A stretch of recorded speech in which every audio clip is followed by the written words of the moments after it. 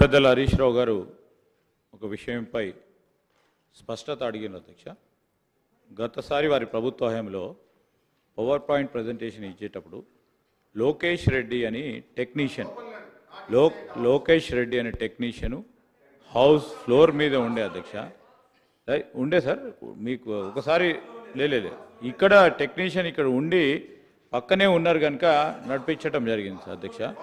ఈరోజు నేను కూడా మీ అనుమతితోనే టెక్నీషియన్ని కూడా అలౌ చేయడం జరిగింది. స్పీకర్ పర్మిషన్ ఉంటే honourable speaker has every right to allow or disallow any member who would be required in the proceedings of the house. Minister garu sir, Speaker sir, 1 minute sir. మన శాసనసభ సాంప్రదాయాలు, మన book, legislature procedure చూస్తే ఎప్పుడైనా మన members కాకుండా సభలోకి రాగలిగే అవకాశం మన కాన్స్టిట్యూషన్లో ఒకే ఒక్కరు అడ్వకేట్ జనరల్ గారికి మాత్రమే ఉంది. On the request of the speaker government only advocate general గారు వచ్చి ఈ శాసనసభలో ఒపీనియన్ ఇవ్వడానికి శాసనసభలో వారికి ప్రత్యేకంగా ఒక స్థానం కేటాయించబడి ఉంటుంది. కానీ నేను 25 ఏళ్ళుగా ఈ సభలో 20 ఏళ్ళుగా ఉన్నాం. అంతకుముందు కూడా మేము చూసాం అధ్యక్ష.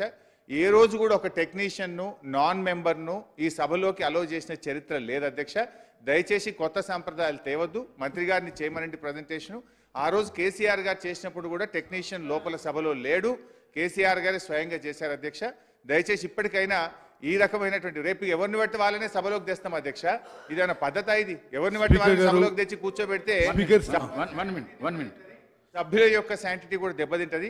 దయచేసి టెక్నీషియన్ బయటకు పంపి మంత్రి గారు ప్రజెంటేషన్ ఇవ్వాల్సిందిగా కోరుతున్నాం. హరీష్ రావు గారి మాటలను గౌరవిస్తూ ఇంతకుముందు ఉన్న ముఖ్యమంత్రి గారు, మాజీ ముఖ్యమంత్రి గారు కూడా ప్రజెంటేషన్ ఇచ్చినప్పుడు టెక్నీషియన్ లోపటనే ఉన్నాడు కాబట్టి 1 మినిట్ రికార్డులనన్నీ పరిశీలించి వారిచ్చిన రిక్వెస్ట్ ఏదైతున్నదో ఆ రిక్వెస్ట్ను కన్సిడర్ చేస్తూ నేను అనుమతి ఇచ్చిన నన్ను ప్రశ్నించొద్దని చెప్పేసి సభ్యులను కోరుకుంటున్నాను. మంత్రి గారు. Speaker